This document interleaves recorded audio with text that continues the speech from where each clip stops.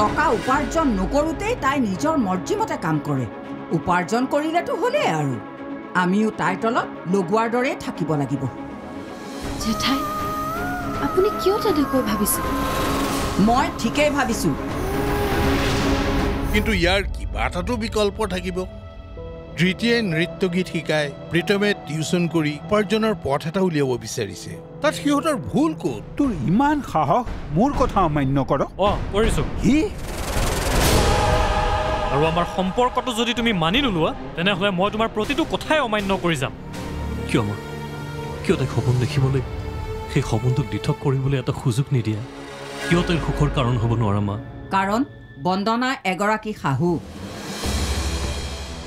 আজি মাহত মান্তি হোৱা নাই, কিন্তু কাইলৈ যদি মান্তি হৈ যায় তেতিয়া কি হ'ব? মই জ্ঞানৰ পঢ়াৰ ক্ষেত্ৰত কোনো ধৰণৰ কম্প্ৰমাইজ কৰিব নোখোজো। গতিকে আমি যদি ফ্লেট এটা কিনি তালৈ শ্বিফ্ট হৈ যাওঁ। ঋতিকা কি কৈছা? এটা সৰু কথাৰ বাবে তুমি বেলেগ হোৱাৰ কথা ভাবিছা?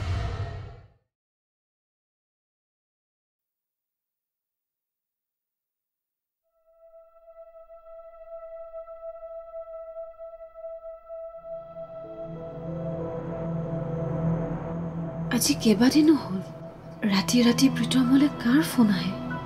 প্ৰায় দেখিছোঁ সেই অচিনাকি নম্বৰটোৰ পৰা ফোন আহিলে প্ৰীতমে মোৰ ওচৰৰ পৰা আঁতৰি যায়, একো ক'ব নোখোজে।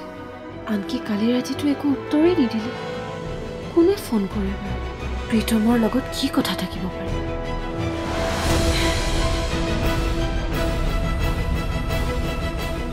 আচ্ছা, মই সকলো বুজিছোঁ। তাৰমানে তোৰ মনটো সেইকাৰণে বেয়া? তই কচোন মই এতিয়া কি কৰোঁ? ধৃতিক সপোনটোৰ দিশত আগবাঢ়ি যাবলৈ কওঁ নে ঘৰৰ কথা ভাবি দুখোজ পিছুৱাই আহিবলৈ কওঁ? এটা কথা কি জান প্ৰীতম, মই সৰুতে এবাৰ তেজপুৰৰ ব্ৰাউন থিয়েটাৰ হলত নাটক চাবলৈ গৈছিলোঁ। নাটকখনৰ মুখ্য চৰিত্ৰটো মোৰ মনত এনেকৈ শিপাই গৈছিল, ডাঙৰ হৈ মই তেজপুৰৰ পৰা গুৱাহাটীলৈ কেৱল অভিনয় কৰিবলৈ আহিছিলোঁ। যদি মোৰ নিচিনা দুখীয়া ঘৰ পৰিয়ালৰ ল'ৰা এটাই সপোন দেখিব পাৰোঁ তেন্তে ধৃতিয়ে কিয় নোৱাৰে? যদি মই তেজপুৰৰ পৰা নিজৰ সপোন পূৰণ কৰাৰ স্বাৰ্থত গুৱাহাটীলৈ আহিব পাৰোঁ তেতিয়া ধৃতিয়ে গুৱাহাটীতে থাকি নিজৰ সপোন পূৰণ কৰাৰ চেষ্টা কিয় নকৰে? প্ৰীতম, জীৱনত কিবা এটা ভাল কৰিবলৈ হ'লে প্ৰথমতে বেয়াৰ মুখামুখি হ'বই লাগিব, আৰু বাধা বিঘিনি নোহোৱাকৈ জানো জীৱনত সফলতা আহে? কিন্তু মই কৰিম কি কওঁ? ডান্স স্কুলখন অকল তাইৰ সপোনে নহয়, তাইক স্বাৱলম্বী হোৱাৰো এটা পথ। তেনেস্থলত তেন্তে তই এটা কাম কৰ, যিটো কাম কৰিলে ধৃতিৰ সপোন পূৰণ হয় আৰু তাইৰ উপাৰ্জনৰ পথটোও মুকলি হয়।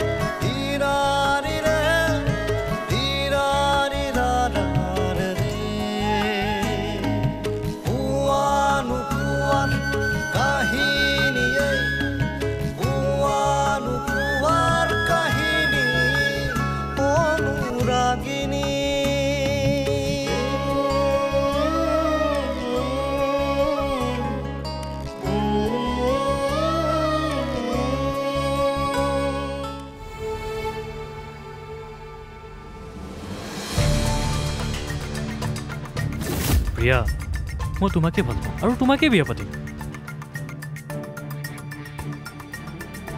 তেন্তে দেউতাৰ এই বাধ্য পুত্ৰজন অবাধ্য হ'ব লাগিব।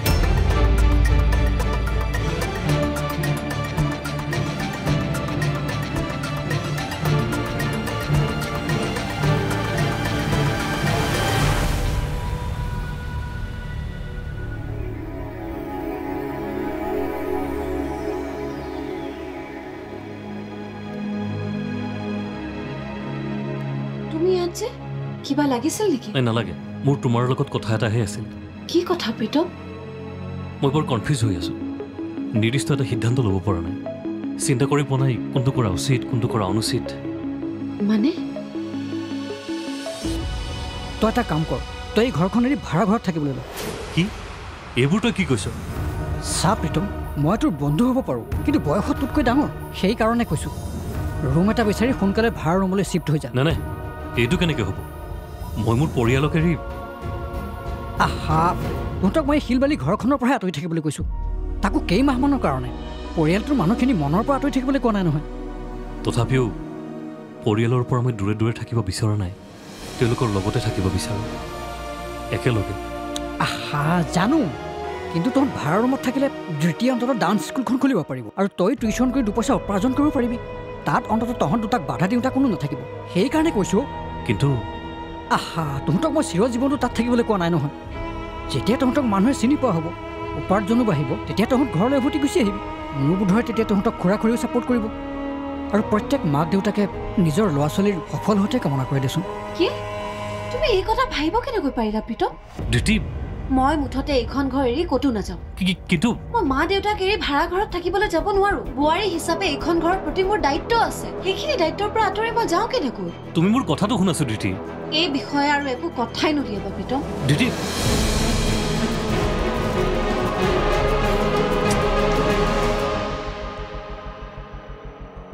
সপোনে কি কৰি আছে তাক দেখা নাই যে সি ৰুমতে সোমাই আছে এতিয়ালৈকে ওলাই অহাই নাই কিবা খালেনে নাই খোৱা ইমানকৈ মাতিলো মাত এষাৰো দিয়া নাই কালি ৰাতিৰ পৰা দুৱাৰ মাৰি ৰুমৰ ভিতৰতে সোমাই আছে তাৰ চাগে খং কমাই নাই কিন্তু কালি সি কৈছিলে মোক মই এখন ঘৰে কি সপোন আজি মোৰ এখন ঘৰত অন্তিমটো দিন বাবা তই এনেকৈ নকবি তোমালোকে মোক এনেকুৱা এটা সিদ্ধান্ত ল'বলৈ বাধ্য কৰিলা আমি তোমালোকে প্ৰিয়া আৰু মোৰ সম্পৰ্কটো একচেপ্ট নকৰাৰ কাৰণে মই আজি এনেকুৱা এটা ডিচিজন ল'লোঁ কেৱল তোমালোকৰ ভুলৰ কাৰণে আজি এনেকুৱা এটা দিন তোমালোকে দেখিবলগীয়া হৈছে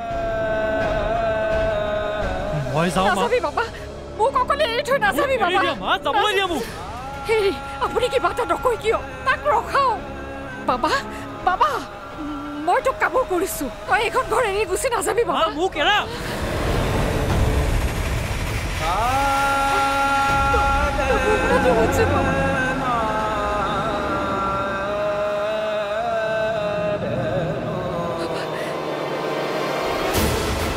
শুনচোন বাবা বাবা তই এনেকৈ নাযাবি বাবা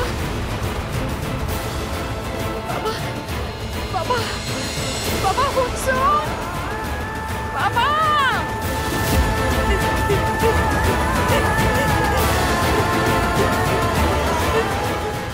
বোৱাৰীৰ সপোন দেখাৰ অধিকাৰ নাথাকে যদি বোৱাৰীয়ে সপোন দেখে তেন্তে শাহু হিচাপে সেই সপোন তুমিয়েই ভাঙিব লাগিব এজনী পলাই অহা ছোৱালীৰ বাবে তুমি ইমান আৱেগিক নহ'বা বন্দনা কাৰণ মনত ৰাখিবা তাই তোমাৰ জীয়ৰী নহয় বোৱাৰীহে কিন্তু ঘৰৰ মানুহে ভাল নোপোৱা কাম এটা মই কেনেকৈ কৰিব পাৰোঁ তই কচোন তেনেহ'লে তোৰ প্ৰীতমৰ লগত বিয়া হোৱা কথাটোওতো তোৰ ঘৰৰ মানুহে ভাল পোৱা নাছিল বাট সেই বুলি তই প্ৰীতমক এৰি দিছিলি জানো তেন্তে তই তোৰ ড্ৰিমটো কিয় ফুলফিল নকৰিবি কিন্তু পোৱাৰ কাহিনী অনুৰাগিনী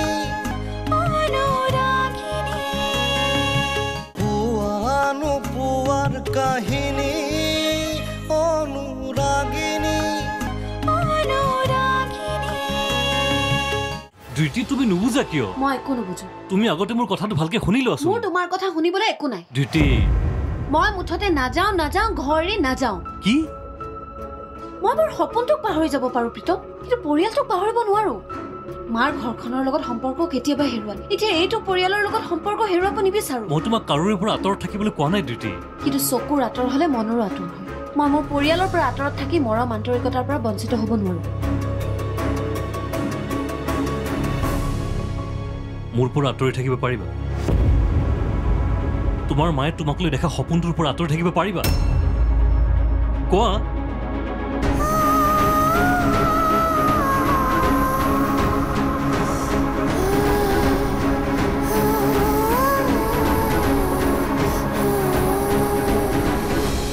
বোৱাৰীৰ সপোন দেখাৰ অধিকাৰ নাথাকে যদি বোৱাৰীয়ে সপোন দেখে তেন্তে শাহু হিচাপে সেই সপোন তুমিয়েই ভাঙিব লাগিব এজনী পলাই অহা ছোৱালীৰ বাবে তুমি ইমান আৱেগিক নহবা বন্দনা কাৰণ মনত ৰাখিবা তাই তোমাৰ জীয়ৰী নহয় বোৱাৰীহে জানো সেইকাৰণে তাইক মই মোৰ অন্তৰত শিখাৰ স্থান দিয়া নাই তাইক কেতিয়াও মোৰ ছোৱালী হ'ব নোৱাৰে আৰু ঋতিকাৰ স্থান দিবলৈ তাইক মই এইখন ঘৰত বোৱাৰীৰ মৰ্যাদাও দিয়া নাই তাই কেৱল প্ৰীতমৰ পত্নীহে তাৰ বাহিৰে একো নহয় মই তোমাৰ পৰা এইষাৰ কথাই আশা কৰিছিলোঁ মুঠতে পৰৰ ছোৱালী সদায় পৰৰেই হয় আৰু এটা কথা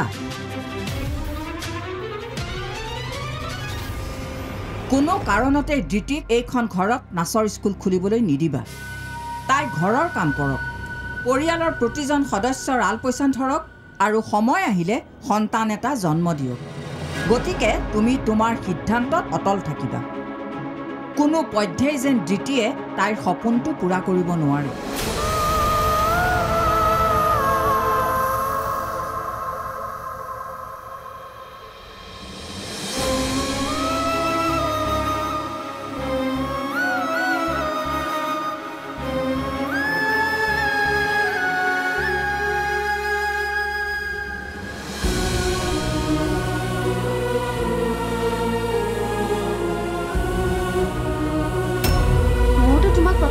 একেবাৰে ভাল লাগিছিল আৰু মই নাচি থাকোঁতে ইমান থৰ লাগি চাই থাকিবলৈ তোমাক কিহে পাইছিলে কাৰণ তুমি বহুত ভাল নাচা আৰু মইতো প্ৰাইজ এনাউন্সৰ আগতেই গম পাইছিলোঁ যে ফাৰ্ষ্ট প্ৰাইজ তুমিয়েই পাবা সেইকাৰণে কাভাৰ ষ্টৰী কৰিলোঁ কিন্তু এইবাৰ কম্পিটিশ্যনৰ ষ্টৰীটোতে মই শান্ত থাকিব খোজা নাই প্লিজ তুমি মোক ছাপোৰ্ট কৰিবা মানে মানে মানে তোমাৰ সাংস্কৃতিক জগতখনৰ প্ৰতি যিটো প্ৰেম শ্ৰদ্ধা ত্যাগ এই আটাইখিনি কথা সামৰি তোমাৰ এটা ইণ্টাৰভিউ লওঁ প্লিজ তুমি না নক'বা নাই নাই নালাগে দেই এইবিলাক কৰিব নালাগে দেউতাই মোক বহুত গালি পাৰিব কিয় তোমাৰ ইণ্টাৰভিউ ল'লে দেউতাই কেনেকৈ গম পাব তুমি নক'লে হ'ল দেউতাক মই কেতিয়াও মিছা মাতি পোৱাই নাই দেউতাইতো গমেই নাপায় মই যে এজনী নৃত্যশিল্পী আনকি এই নৃত্য প্ৰতিযোগিতা দুটাতো মই দেউতাক নজনোৱাকৈ ভাগ লৈছিলোঁ কেৱল মোৰ মাৰ কথা ৰাখি এতিয়া যদি দেউতাই গম পায় মই নাচি বাগি ফুৰোঁ বুলি কি হ'ব তোমাৰ সফলতাৰ বাবে সুখী হ'ব নহয় কেতিয়াও নহয় মানে দেউতাই নৃত্যও যে কেতিয়াবা কাৰোবাৰ সপোন হ'ব পাৰে সেই কথা কেতিয়াও বুজি নাপায় কি সৰুতে মই নাচি বাগি ভাল পাওঁ কাৰণে দেউতাই মোক বহুত খং কৰিছিলে গালি পাৰিছিল তই মোৰ সিদ্ধান্ত মোৰ আৱেগ মোৰ বিবেকক অপমান কৰিছ নৃত্যৰ ছন্দেৰে জীৱনে গতি নকৰে গতিকে তই চিৰদিনৰ কাৰণে নৃত্য বিসৰ্জন দিব লাগে আৰু বিসৰ্জন দিব লাগিব এজনী নৰ্তকীৰ সমগ্ৰ সত্তা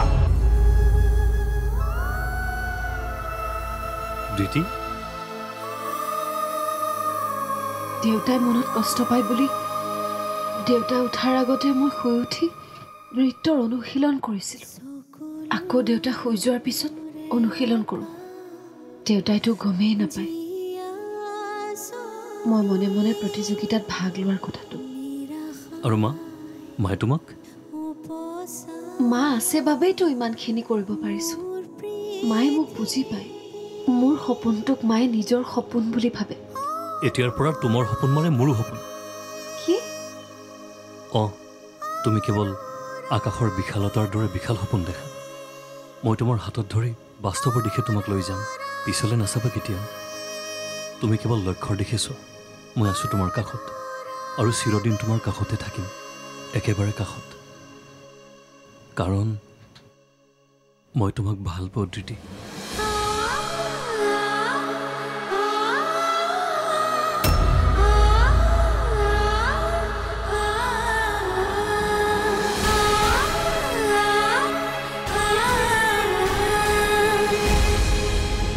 तोय तो ड्रीम फुलफिल करिबই লাগিব ड्रिटी अरे भाई एक ही तो लाइफ है जा ड्रिटी जा जी ले अपनी जिंदगी জীৱনটো নিজৰ মতে চলিব পৰা হলে সকলো মানুহে মুক্ত হলহেঁতেন কিন্তু সমাজ এখনত চলিবলৈ হলে কিছুমান নিয়ম নীতিৰ মাজেৰে চলিব লাগিব যিখিনি নিয়ম মই এগৰাকী বোৱাৰী হিচাপে কেতিয়াও ভাঙিব নোৱাৰো নহয় কি নিয়ম আৰু তোৰ এই নিয়মবোৰ অকল ছোৱালী আৰু বোৱাৰীবোৰৰ বাবেহে এপ্লিকেবল কিয় কচোন তোৰ শাহু শহুৰ পুৰাণা জামানাৰ হ'ব পাৰে বাট তইতো নিউ জেনেৰেশ্যনৰ পুৱাৰীয়ে ডান্স কৰিব নোৱাৰে এইটো কৰিব নোৱাৰে সেইটো কৰিব নোৱাৰে আৰে বাবা তই সিহঁতে কলি বুলি শুনিবিনে শুনিবও লাগিব আৰু মানিবও লাগিব কিয় মানিবি তই কাৰণ মই বোৱাৰী। বা ভাই বা, তই সেইখন ঘৰৰ বোৱাৰী, তেন্তে ঋতিকা কি? তাইতো সেইখন ঘৰৰ ডাঙৰ বোৱাৰী হৈ পেলাই চাকৰি কৰিব পাৰে, তেন্তে তই কিয় ডান্স স্কুল খুলিব নোৱাৰ? কিন্তু ঘৰৰ মানুহে ভাল নোপোৱা কাম এটা মই কেনেকৈ কৰিব পাৰোঁ তই কচোন। তেনেহ'লে তোৰ প্ৰীতমৰ লগত বিয়া হোৱা কথাটোওতো তোৰ ঘৰৰ মানুহে ভাল পোৱা নাছিল, বাট সেইবুলি তই প্ৰীতমক এৰি দিছিলে জানো? তেন্তে তই তোৰ ড্ৰিমটো কিয় ফুলফিল নকৰিবি? কিন্তু কোনো কিন্তু চিন্তু নাই। তোৰ ফেমিলি যদি তোক ছাপোৰ্ট নকৰে তো কি হ'ল? প্ৰীতম আছে তোৰ লগত, আৰু তোৰ বেষ্টিটো এনি টাইম এনিৱেৰ আছেই। গতিকে তই অকণমান টাইম 24 আৱাৰ্ছৰ অনলি 1 মিনিট নিজৰ কথা ভাবচোন। সঞ্জুক্তা, তই মাত্ৰ ভাবিবহে লাগে, বাকী ড্ৰিম ফুলফিল কৰা দায়িত্ব প্ৰীতমৰ। So' girl, you just think only. Okay, চলো বাই। ঠিক আছে। উফ, কি যে হ'ব নহয় এই ছোৱালীজনী।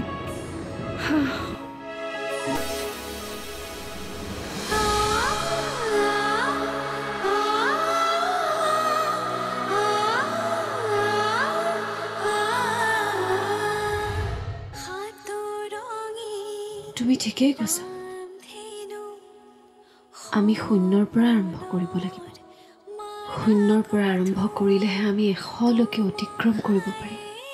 কিন্তু এই সকলোবোৰ কেৱল আমাৰ সপোনবোৰ পূৰণ কৰিবলৈকে নহয়, আমাৰ এই ঘৰখনৰ, আমাৰ এই পৰিয়ালটোৰ সৰু সৰু প্ৰতিটো দায়িত্ব পালন কৰিবলৈকে।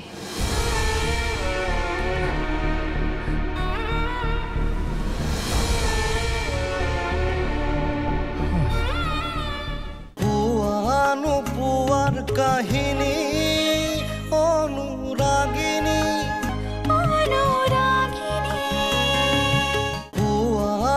পোৱাৰ কাহিনী অনুৰাগিনী।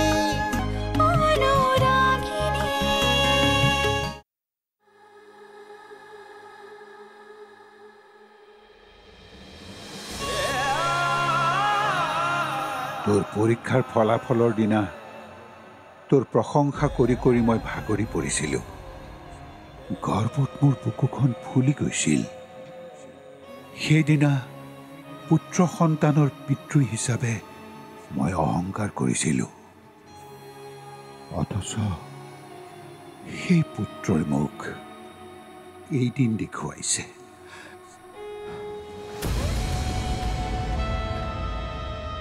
দিতি, কথাবোৰ অলপ ধীৰে সুস্থিৰে ভাবা দিতি। এইখন ঘৰ এৰি আমি চিৰ জীৱনৰ বাবে যাব খোজা নাই, মাত্ৰ কেইটামান দিনৰ কথা। তাৰ পাছত আমি আকৌ এইখন ঘৰলৈ উভতি আহিমেই। তুমি ঘৰত নাচ শিকোৱা কথাটো মা দাদাহঁতে সহজভাৱে ল'ব পৰা নাই। তেওঁলোকৰ সমস্যা এইখন ঘৰত ডান্স শিকোৱাক লৈ, বাহিৰত ডান্স শিকোৱাক লৈতো নহয়। গতিকে আমি যদি বাহিৰত ভাড়া ঘৰ এটা লওঁ, আমাৰ সকলো সমস্যা নাইকিয়া হ'ব। তুমি তাত নাচ শিকাব পাৰিবা আৰু মই টিউশ্যন কৰাব পাৰিম, আৰু আমি দুই মিলি আমাৰ সমস্যাসমূহ নাইকিয়া কৰিব পাৰিম। কিন্তু যেতিয়া আমি প্ৰতিষ্ঠিত আৰু আৰ্থিকভাৱে সফল হ'ম, তেতিয়া আমি ঘৰলৈ উভতি আহিম। সঁচা সঁচা, কাৰণ তেতিয়া আমি ঘৰৰ পৰা ডান্স স্কুল আৰু টিউশ্যন চেণ্টাৰ চলাব পাৰিম। কিন্তু দিতি, সেই দিনটো চাবলৈ হ'লে আমি আজিৰ দিনটোৰ পৰাই কষ্ট কৰিব লাগিব, কাৰণ ডান্স স্কুল এখন খোলাটো তোমাৰ সপোন, আৰু সেই সপোনটো আমি শূন্যৰ পৰা আৰম্ভ কৰিব লাগিব। তুমি ঠিকেই কৈছা, আমি শূন্যৰ পৰা আৰম্ভ কৰিব লাগিব। শূন্যৰ পৰা আৰম্ভ কৰিলেহে আমি 100লৈকে অতিক্ৰম কৰিব পাৰিম। কিন্তু এই সকলোবোৰ কেৱল আমাৰ সপোনবোৰ পূৰণ কৰিবলৈকে নহয়, আমাৰ এই ঘৰখনৰ, আমাৰ এই পৰিয়ালটোৰ সৰু সৰু প্ৰতিটো দায়িত্ব পালন কৰিবলৈকে।